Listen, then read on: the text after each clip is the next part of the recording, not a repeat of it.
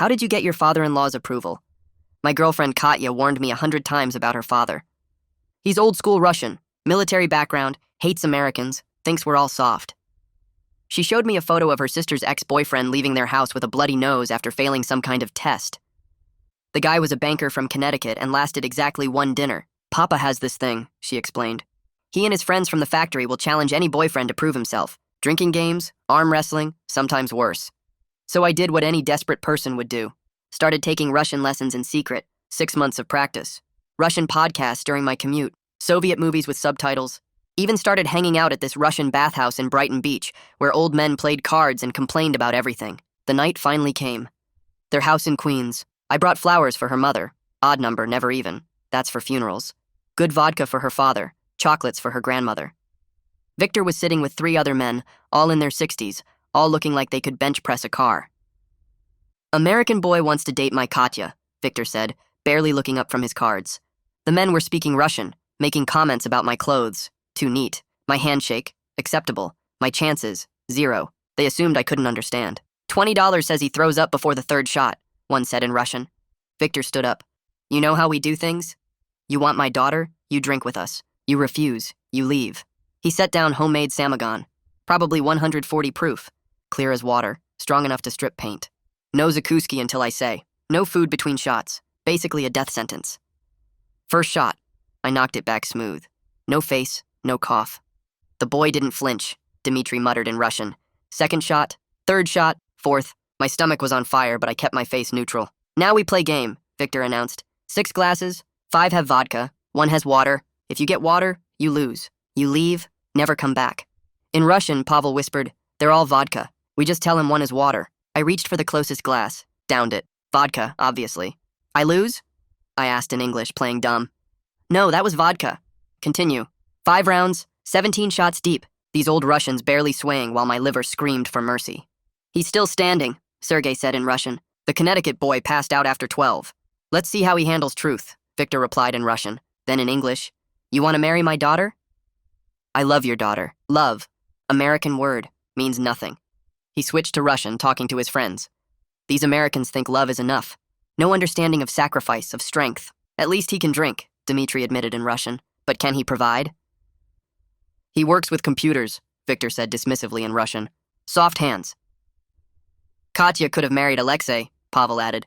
Good Russian boy, owns 3 auto shops. Victor poured another round. Last test. You tell joke. Make us laugh. You fail, you leave. I stood up, swaying slightly. Started in English. A man walks into a bar. They looked bored. Then I switched to perfect Russian. But seriously, you know the difference between American vodka and Russian vodka? American vodka is like American friendship. Looks clean, tastes like nothing, gives you a headache. Russian vodka is like Russian friendship. Hurts at first, might kill you, but if you survive, you're brothers for life. Dead silence. Victor's shot glass stopped halfway to his mouth. How long? He asked in Russian. 6 months, I replied in Russian. Every morning, every night. You listened to us mock you and said nothing. A wise man speaks when he has something to say. Victor walked over, put both hands on my shoulders. All vodka. Every glass. We lied. I know. Pavel explained after the 2nd round. Victor laughed. Really laughed. Katya, your American is actually Russian. She ran in, saw me speaking Russian with her father. You learned Russian? Surprise? That's when the room started properly spinning. Victor caught me before I hit the ground. I woke up 45 minutes later on the couch with the worst headache of my life. Victor was sitting next to me. You could have said something earlier. Saved yourself 20 shots. Would you have respected me? No. He paused. You marry her. I give permission. My heart exploded with joy. Victor, the impossible father-in-law, had given his blessing. I stumbled to the bathroom to splash water on my face, already imagining telling Katya the good news. She'd gone upstairs earlier, probably to let her father handle me. I was about to knock on her door when I heard her voice through the thin walls. On the phone, speaking Russian, I froze, my hand an inch from the door. We can't sleep together anymore, she was saying in Russian. I'll tell my boyfriend I got pregnant. My blood turned to ice water. Suddenly sober. No, Alexei, listen to me. The same Alexei who owned 3 auto shops. It's getting too complicated. Silence. Then, fine. One more time. But after that, we're done. He's actually serious about marrying me. I stood there, hand still raised to knock. 20 shots of vodka churning in my stomach along with something worse. I walked through the door to confront her.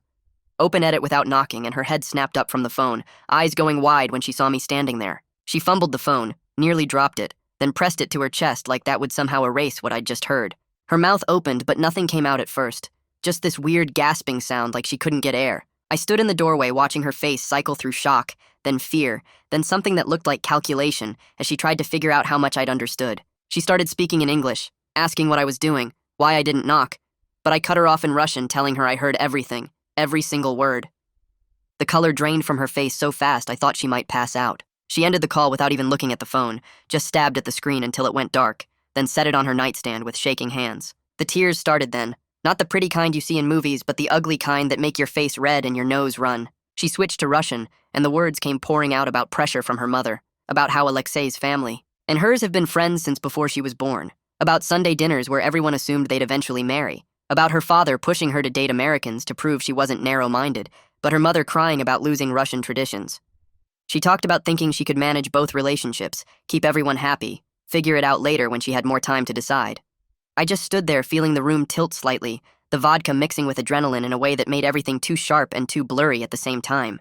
Heavy footsteps came up the stairs, and Victor appeared behind me in the doorway, his expression shifting from confusion to concern as he read the scene. He asked in Russian what was happening, and Katya tried to speak, but Victor raised one hand, and the words died in her throat. He looked at me and asked in Russian what I'd heard, and there was something in his voice that told me he already suspected. I told him in Russian that his daughter has been seeing Alexei our entire relationship and was planning to fake a pregnancy to cover it up. The silence that followed felt like it had weight, like the air itself got heavier. Victor's jaw clenched, and he asked Katya for her phone in that same calm voice he'd used during the drinking test, the one that somehow carried more authority than yelling ever could. She started to protest, but he just extended his hand and waited, and after maybe 10 seconds she handed it over. He scrolled through messages, his face getting harder with each swipe, then handed the phone back without a word. He told her in Russian that she'd shamed herself and their family, that dishonesty was worse than any choice she could have made honestly, that he'd rather she'd told him she wanted to marry Alexei than watch her lie to everyone. The vodka hit me harder then, the adrenaline fading and leaving just the 17 shots of Samagon burning through my system. My legs felt unreliable, and I sat down on her bed because standing seemed like it might not work much longer. The room swayed gently, and my stomach reminded me that I'd consumed enough alcohol to kill a smaller person.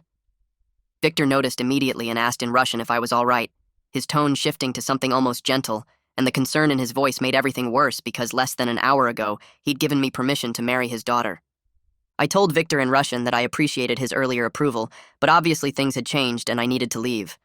Katya grabbed my arm then, her fingers digging in hard enough to hurt, and switched to English, begging me to let her explain properly, to understand that she does love me, that she was going to choose me eventually. Her hand felt hot on my arm, and I could feel her shaking, or maybe I was shaking, hard to tell with the vodka distorting everything. I removed her hand gently and asked in Russian when exactly she was planning to end things with Alexei, and she went quiet for a long moment before admitting she hadn't yet because she was afraid of disappointing both families. The honesty hit worse than the lies because it confirmed she'd never actually intended to fully commit to either of us, just kept both options open indefinitely. Victor told Katya in Russian to go downstairs and tell the guests the evening was over, that there'd been a family situation. She protested, saying she needed to explain more, but Victor repeated the instruction with finality, and she left the room with tears streaming down her face. I heard her footsteps on the stairs, and then her voice downstairs speaking to her mother in Russian, too quiet to make out words. Victor sat down in Katya's desk chair, the one with a jacket draped over it and textbooks stacked underneath, and asked in Russian if I wanted water or food, the same Zakuski he'd denied me during the test. I accepted water because my mouth felt like I'd been chewing sand, and my head had started pounding in rhythm with my heartbeat. He left and came back maybe 2 minutes later with a large glass of water and some bread on a small plate, setting both on the nightstand next to Katya's phone. He told me in Russian that I'd earned his respect tonight, but he'd understand if I wanted nothing to do with his family now. I drank half the water in one long gulp and told him I needed time to think clearly, that 17 shots of Samagon wasn't the best state for major decisions. Victor actually smiled slightly at that and said in Russian that I'd held my alcohol better than most men twice my age, and it was a shame his daughter couldn't be honest like I was. The compliment felt surreal sitting in his daughter's bedroom, processing her betrayal while he praised my drinking capacity. I asked Victor in Russian if he'd known about Alexei, and he admitted he knew they had history, but thought it ended when Katya started dating me. He said in Russian that he wouldn't have put me through the test if he'd known she was dishonoring both relationships, that the whole point was testing worthiness for a woman who deserved it. Downstairs, I heard voices, and then the front door closing as guests left, Dimitri's voice saying something about coming back another time, Pavel thanking Natalia for the evening. I realized I'd have to walk past everyone to get out of this house, and the thought made my stomach turn. Victor seemed to read my mind and offered in Russian to have me leave through the back door to avoid questions. I told him in Russian that I'd rather walk out the front door with my head up, that I had nothing to hide or be ashamed of. Victor studied my face for a long moment, then nodded slowly and said in Russian that this was exactly why he gave his blessing in the first place, that I had the kind of strength his daughter clearly lacked. The words hit hard because they confirmed what I was feeling, but didn't want to admit. We walked downstairs together, Victor slightly ahead of me like he was leading the way, and I could hear voices getting louder as we got closer to the living room. Dmitri, Pavel, and Sergei were standing near the couch looking confused and uncomfortable, while Katya stood by the kitchen doorway talking rapidly to her mother in Russian, her hands moving in quick gestures. Everyone went completely silent when Victor and I appeared at the bottom of the stairs. The sudden quiet felt heavy and awkward, like everyone knew something bad had happened, but nobody wanted to ask what. Victor cleared his throat and announced in Russian that the engagement plans were canceled due to family circumstances he would explain later, and that I was leaving with his full respect and approval. I watched the three men look back and forth between me and Katya, their faces slowly changing as they figured out what must have happened. Sergei shook his head slightly and muttered something under his breath that I couldn't quite catch. Katya's mother, Natalia, broke away from her daughter and walked toward me, her expression sad and apologetic. She said in heavily accented English that she was very sorry for whatever had happened tonight, and I thanked her in Russian for the wonderful hospitality and the food. Her eyes widened with surprise when she heard me speak Russian. Then her face fell as the realization hit her that I probably understood every word of every conversation that happened in this house tonight. She touched my arm gently and said something in Russian about wishing things could have been different. I grabbed my jacket from the coat rack near the door and picked up the bottle of vodka I'd brought, which was still sitting unopened on the side table since we'd spent the whole night drinking Victor's homemade samagon instead. Pavel stepped forward and stopped me just as I reached for the doorknob, saying in Russian that I was welcome at the factory card games any Tuesday night, that I'd proven myself tonight regardless of what his daughter chose to do. The invitation surprised me and I thanked him, though I had no idea if I'd ever actually take him up on it. I pulled open the front door, and the cold November air hit me like a physical force, sharp and biting after the warmth of the house. I had to grab onto the porch railing to steady myself because suddenly the full weight of everything crashed down at once, the 17 shots of vodka and the emotional destruction combining into something that made my legs feel weak and unreliable. My hands were shaking as I pulled out my phone to call a car, because driving was absolutely impossible in my current state. The screen was too bright and the letters kept swimming around, making it hard to focus on the app. I managed to request a ride, and then just stood there on the porch, breathing the cold air and trying not to think about Katya inside, probably crying to her mother. While I waited, I opened my texts and messaged my friend Walt, asking if I could crash at his place tonight because I couldn't face going back to my empty apartment yet.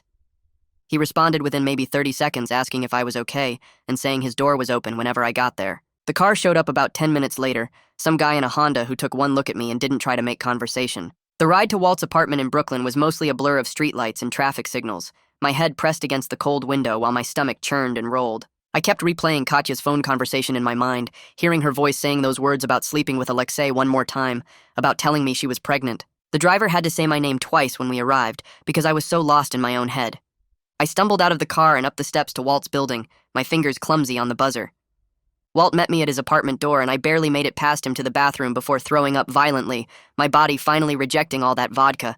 He held my hair back without saying anything, then got me water and helped me to his couch when I was done. I passed out almost immediately, still wearing my jacket. I woke up at 4 a.m. with the absolute worst hangover of my entire life, my head pounding so hard I could feel my pulse in my eyeballs and my stomach still doing flips.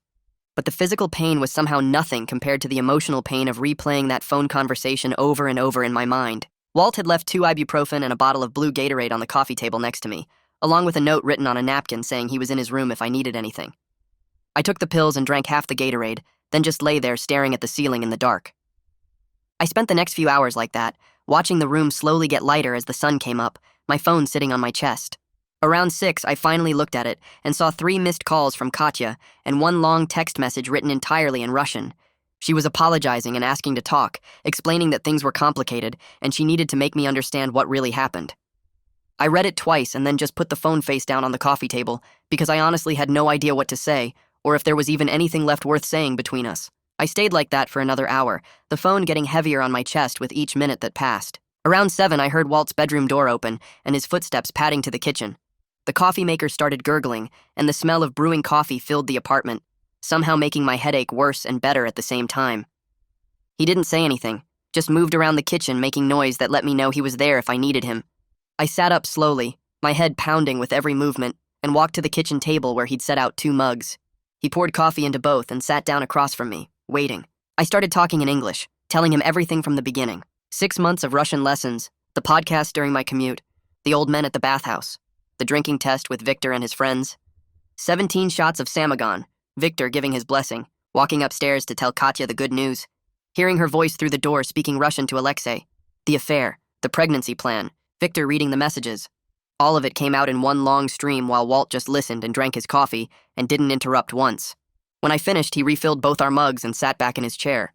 He asked if I was planning to give Katya a chance to explain herself. I told him I didn't know if explanations mattered when the basic facts were so clear. She'd been sleeping with Alexei our entire relationship. She'd planned to fake a pregnancy. What explanation could possibly change those things? Walt nodded and took another sip of coffee before pointing out that I'd invested 6 months in learning an entire language for this relationship. Maybe I owed it to myself to have one final conversation with clarity instead of vodka. Not for her sake, but for mine. To actually hear what she had to say without being drunk and shocked. To ask the questions that would keep me up at night if I didn't ask them now. I sat there thinking about that while my coffee got cold. He was right. I needed to hear it from her directly. Needed to understand what actually happened. Needed to close this properly instead of just running away from it. I pulled out my phone and typed out a message in Russian, saying I'd meet her tomorrow at a neutral location to talk, but I wasn't making any promises about the outcome. Her response came back within maybe 20 seconds, also in Russian, thanking me and suggesting a coffee shop in Manhattan that was halfway between our apartments. I confirmed the time and put my phone away. The rest of the day passed in a weird fog of physical recovery. Walt ordered Chinese food around noon, and we ate it while watching some mindless action movie on TV. He gave me space to process everything without being completely alone, which was exactly what I needed. He didn't ask more questions or try to give advice, just existed in the same space and let me work through things in my head. I kept running through every interaction with Katya over the past 6 months, trying to spot the signs I'd missed. The times she'd been unavailable or vague about her plans. The weekends she said she was visiting family, the nights she couldn't stay over because of early morning commitments. But mostly I just remembered normal relationship stuff. Dinners and movies and conversations and laughing together, which somehow made it worse because it meant she was really good at living a double life. That night I finally went back to my own apartment, and it felt wrong the second I walked through the door. Like the space had been contaminated by how much of myself I'd poured into the relationship that occupied it. My Russian textbooks were stacked on the desk exactly where I'd left them. My notes from language practice were scattered around. Flashcards with vocabulary words, a notebook filled with conjugation tables, physical evidence of my dedication sitting there mocking me. I spent an hour going through my phone and laptop, looking at messages and photos with Katya, trying to spot the lies in retrospect. There was a photo from 3 weeks ago where we'd gone to this Russian restaurant in Brighton Beach, and she'd been so happy that I could order in Russian. I remembered thinking that night that everything was perfect. Looking at her smile in that photo now, I couldn't tell if it was real or fake. Some dates seemed suspicious with the benefit of hindsight. A Saturday afternoon she'd canceled last minute saying her mom needed help. A Thursday evening she'd left early claiming a work emergency. But mostly she'd just been good at keeping the 2 parts of her life separate. I picked up my phone and called Torbjorn, my Russian tutor. He answered on the 3rd ring, and I told him in Russian that I needed to pause lessons for a while due to personal circumstances. He asked if everything was okay, and I gave him a brief version of events. Learning Russian to impress girlfriend's father. Passing the test, discovering the affair. He was quiet for a moment, and then said in Russian that at least my language skills were real, even if the relationship wasn't. The comment hit me harder than I expected because it was true. I genuinely love the Russian language and culture now. The way words fit together, the history behind certain phrases. The different mindset you had to adopt to think in Russian instead of English. But it was all tangled up with my motivation for learning. I'd started because of Katya, because I wanted to impress Victor, because I was desperate to prove myself worthy. How much of my love for Russian was actually mine, and how much was just me performing for someone else? I didn't have an answer to that. I pulled out a notebook and started preparing for tomorrow's conversation, writing down questions I needed answered, boundaries I needed to set, treating it like a business meeting because emotions had gotten me into this mess. When did the affair with Alexei start relative to our relationship? Does Alexei know about me? What was the actual plan with the fake pregnancy? Does she love me, or was I just rebellion against family pressure? What does she actually want now? I filled 3 pages with questions and sub-questions, organizing them by topic and priority. It felt mechanical and cold, but that seemed appropriate given the circumstances. Sleep didn't come easily that night. I lay in bed staring at the ceiling, replaying Victor's face when he'd read those messages on Katya's phone. The disappointment of a father who'd raised his daughter with certain values, only to see her betray them. He'd given me his blessing based on strength and honesty, and then discovered his own daughter lacked both. I wondered if he was having a similar sleepless night across the river in Queens. If he was questioning where he'd gone wrong as a parent, if he was angry at Katya or angry at himself. The alarm on my phone went off at 7, even though I'd barely slept. I showered and dressed in clothes I'd laid out the night before, moving on autopilot while my brain ran through the questions I'd written down. The subway ride to Manhattan felt longer than usual. Every stop another minute to second-guess whether this conversation would change anything or just confirm what I already knew. I arrived at the coffee shop 40 minutes early and bought a black coffee I didn't really want, just to justify claiming the corner table in the back where we could talk without being overheard. The table was small and round with 2 chairs facing each other, no escape routes or comfortable distance. I pulled out my phone and reviewed my list of questions one more time, then put it away because I'd memorized them anyway. Other customers came and went, ordering complicated drinks and chatting about normal problems like work deadlines and weekend plans, and I felt completely separate from their world. Katya walked through the door at exactly 9 o'clock, looking like she hadn't slept any better than me. Her eyes were puffy and red, her hair pulled back in a messy way that would normally be cute, but today just looked tired, and she wore an oversized sweater like she was trying to disappear inside it. She saw me in the corner and walked over without stopping at the counter, sliding into the chair across from me and folding her hands on the table. I took a breath and started in English because I wanted to be completely clear about the rules. I needed honest answers to direct questions, and if she lied or tried to dodge anything, I was walking out immediately, and we'd be done forever. She nodded and switched to Russian, saying she understood, that she owed me complete honesty even if it hurt to hear or say. Her voice was quiet and a little rough like she'd been crying recently. I asked my first question in English, keeping my tone flat and factual. When did the thing with Alexei start compared to us dating? She looked down at her hands and admitted in Russian that they never really broke up before she started seeing me. Her father had been pushing her to date American guys to expand her horizons and experience different options, but her mother and Alexei's family expected them to eventually get married. She'd been trying to figure out what she wanted while keeping everyone happy, which meant keeping both relationships going. The casual way she explained it made my stomach turn because it meant our entire 6 months together had been built on a lie from day one. I asked if Alexei knew about me, and she said yes immediately. He knew the whole time. She described how patient he'd been, how understanding, how he was willing to wait for her to figure out what she really wanted. The way she talked about his patience made something click in my head. I was never the main relationship in her mind, just the experiment her father approved of, the American option she was testing out while Alexei waited as the safe backup plan. I could feel my hands getting tight around my coffee cup, so I set it down before I crushed it. I asked about the pregnancy plan I'd heard on the phone, and she started crying again but kept talking in Russian. She'd panicked when I started getting really serious about marriage, and her father gave his blessing, suddenly realizing she'd have to actually choose instead of just drifting between both of us. She thought if she told me she was pregnant with my baby, it would force the decision and end the awful in-between state she'd been living in. I pointed out that her plan would have trapped me in a relationship based on a complete lie, maybe for years, and asked if she'd thought about that at all. She wiped her eyes and admitted in Russian that she wasn't thinking clearly, that she felt cornered by everyone's expectations pulling her in different directions. Her mother wanted Alexei, her father wanted me, Alexei's family had expectations, and she just wanted someone to make the choice for her so she wouldn't have to.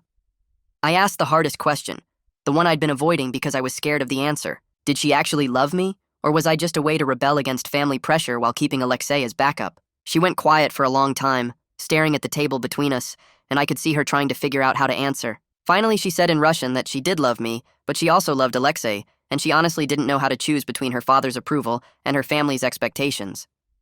The answer was somehow worse than a simple no, because it meant everything between us had been real to her, but also not enough.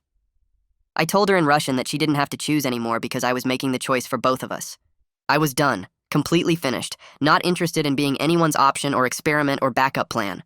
She reached across the table to grab my hand, but I pulled back before she could touch me. I switched to English and told her I deserved someone who chose me clearly and completely, not someone who kept me as one possibility among several.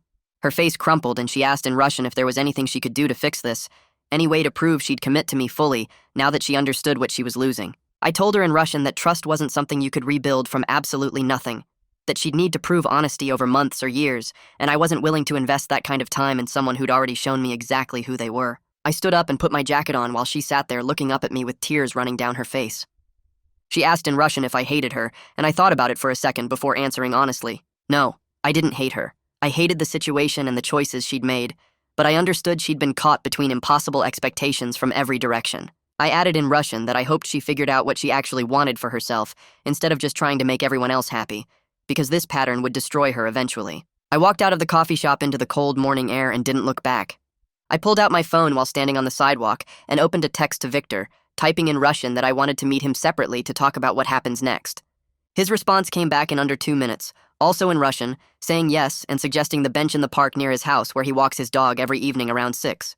I texted back confirming and then started walking toward the subway, my hands shaking slightly from the coffee and the conversation and everything that just ended. The train ride back to my apartment felt long, and I kept rereading Victor's text, surprised he wanted to meet at all given that his daughter just blew up both our lives. I got home and tried to work but couldn't focus, so I just sat on my couch staring at the Russian textbooks on my desk until it was time to leave again. I took the train back to Queens and walked to the park, arriving a few minutes early. Victor was already sitting on the bench throwing pieces of bread to some pigeons, and when he looked up at me, I noticed he seemed older somehow, like the last 2 days had aged him in a way the drinking test never showed. He stood and shook my hand, then we both sat down, and he said in Russian that he appreciated me coming, that he'd spent the last 2 days thinking hard about where he went wrong as a father. I started to say something, but he held up his hand and continued in Russian, explaining how he pushed Katya to date outside the Russian community. Because he wanted her to have more choices than just the factory boys, but he never understood the pressure her mother was putting on her from the other direction to marry someone like Alexei. Victor went quiet for a minute, and then started telling me a story in Russian about his own past, about a woman he loved before he married Natalia. He said her name was Irina, and they were together for 3 years, planning to get married, until he came home early from military service one weekend and found her in bed with his best friend Mikhail. He said the betrayal changed him completely, made him hard and suspicious, and when Katya started dating, he created these tests to make sure no man would hurt her the way Irina hurt him. He explained in Russian that he thought testing for strength and the ability to endure pain would protect his daughter from making his mistakes. But now he realized he was testing completely the wrong things. I asked him what he meant by that, and Victor said in Russian that he tested my ability to drink poison and sit through discomfort and keep secrets. But what he should have done was test Katya's ability to be honest when things got hard. He admitted the drinking games were partly about reliving his military days and partly about having control over something when he felt like his daughter was slipping away into a world he didn't understand. We sat there not talking for a while, just watching the sun start to go down over the houses and the dog walkers passing by on the path. Then Victor said in Russian that he was officially taking back his blessing to marry Katya, but he wanted me to know the respect he showed me that night was completely real and had nothing to do with his daughter's choices. I told him in Russian that his respect meant something important to me, regardless of what happened with Katya, that earning it taught me things about my own strength I didn't know before. Victor asked what I planned to do with my Russian language skills now, and I admitted I hadn't decided yet if continuing to study felt real or if it would just remind me of the relationship every time I practiced. He said in Russian that the language belonged to me now, that I earned it through months of hard work, and it wasn't connected to Katya anymore unless I let it be. Before we stood up to leave, Victor pulled out his phone and made me save his number, then said in Russian that I was welcome any time at the factory card games on Thursday nights or at the bathhouse on weekends, that the community didn't have to be closed off to me just because his daughter made bad choices. The offer caught me off guard, but I thanked him and said I'd think about it, and we shook hands again before walking in opposite directions. The next week I buried myself in work and avoided anything connected to Russian language or culture, letting it all sit untouched while I tried to figure out who I was without the relationship defining me. My apartment felt too quiet, and I kept noticing small things that reminded me of Katya, like the Russian tea she liked in my cabinet, or the photo of us at Coney Island stuck to my fridge. Walt texted me every day checking in, and on Friday he came over with pizza and beer, and we watched basketball without talking about anything serious until the third quarter, when he said I should probably talk to someone professional about processing everything that happened. I knew he was right because I wasn't sleeping well, and I kept having imaginary conversations with Katya in my head where I said all the things I didn't say at the coffee shop. On Monday morning, I looked up therapists who dealt with relationship stuff and found Denise McHugh, who had good reviews and specialized in trauma from betrayal and identity issues. I called her office and got an appointment for Wednesday afternoon, and when the day came, I showed up 15 minutes early because I'm always early to everything. Her office was in a building near Union Square with comfortable chairs and plants everywhere, and when she called me in, she had me sit on a couch while she sat in a chair across from me with a notepad. I explained the whole situation from start to finish, from the 6 months of secret Russian lessons to Victor's drinking test to overhearing Katya's phone call, and Denise listened without interrupting and took notes occasionally.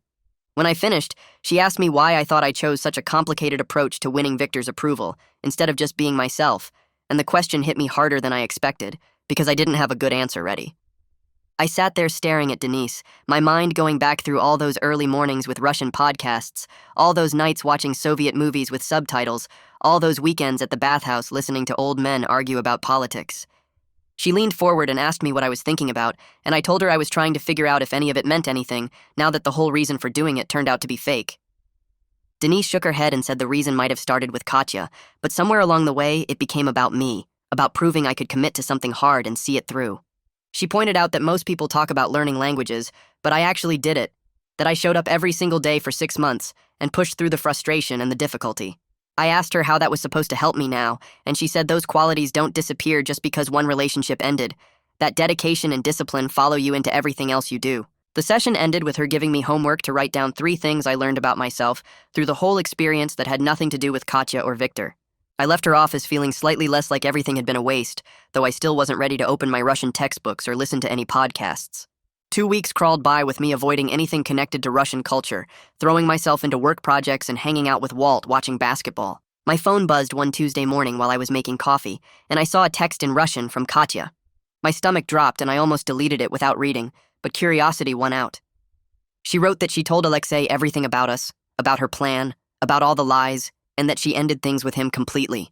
She said she needed time alone to figure out who she actually was, instead of who everyone expected her to be, that she was sorry for the pain she caused both of us. I read it 3 times, translated every word carefully in my head to make sure I understood correctly. Part of me felt good that she finally told the truth to everyone, that she stopped hiding and manipulating. Another part felt sad because it meant she was really dealing with consequences now, facing her family's disappointment and Alexei's anger and her own guilt. I typed out a response twice and deleted it both times, finally deciding that silence was the right answer. She needed to figure herself out without me responding or engaging or giving her any kind of validation. I put my phone down and finished making my coffee, noticing that my hand was steady and my chest didn't feel tight anymore. 3 days later, Victor texted me in Russian with an update I wasn't expecting. He said Katya moved out of the family house temporarily to stay with a friend, that everyone needed space to process everything that happened. He told me the whole family started going to therapy together, working through the cultural pressure issues that contributed to the situation. He wrote that Natalia finally admitted she'd been pushing Katya toward Alexei behind his back while he was pushing her toward American boyfriends, and Katya got caught in the middle trying to please everyone. Victor said he took responsibility for creating impossible standards and using his drinking tests as a way to control who his daughters dated. The message was longer than anything he'd sent before, more open and honest than I'd ever heard him be. He ended by saying he hoped I was doing okay, and that the invitation to card games and the bathhouse still stood whenever I was ready. I wrote back thanking him for the update and telling him I appreciated his honesty, that maybe I'd take him up on the bathhouse invitation soon. It felt strange maintaining a relationship with my ex-girlfriend's father, but the connection felt real in a way that had nothing to do with Katya anymore. Saturday morning came and I woke up early without setting an alarm, my body still programmed from months of early Russian study sessions. I lay in bed for a while thinking about Denise's homework assignment, about what I'd actually learned through everything. Then I got up, got dressed, and took the subway to Brighton Beach without really deciding to do it. The bathhouse looked exactly the same as it had 6 months ago when I first started coming here. Same faded sign, same old men shuffling in with their towels. I paid my entry fee and headed inside, the familiar smell of steam and eucalyptus hitting me immediately. I found a spot on one of the wooden benches and just sat there listening to the men around me speaking Russian, complaining about their health and politics and their ungrateful children. For the first time in weeks, I let myself actually hear the language instead of avoiding it, let the words wash over me without connecting them to Katya, or the test, or any of the pain. I realized I was here because I wanted to be, because I liked the heat and the atmosphere and the feeling of understanding conversations happening around me. Pavel spotted me from across the room, and his face broke into a smile, waving me over to where he sat with Dmitri and Sergei playing cards. I stood up and walked over, accepting the cards Pavel dealt me, and settled into the game feeling like maybe the 6 months weren't completely wasted after all. I'd learned a language that now belonged to me, earned respect from people who didn't give it easily, and discovered I was strong enough to walk away from someone I loved when staying would have meant accepting lies. The cards felt good in my hands, and the Russian banter felt natural coming out of my mouth, and I realized this was mine now, regardless of how it started. So that's the complete breakdown of how language learning for relationship purposes became genuine cultural connection, despite betrayal. If you found this analysis of cross-cultural relationships informative, hit that like button. Subscribe for more detailed stories about navigating identity and boundaries, and I've linked resources on language learning motivation in the description. Thanks for watching.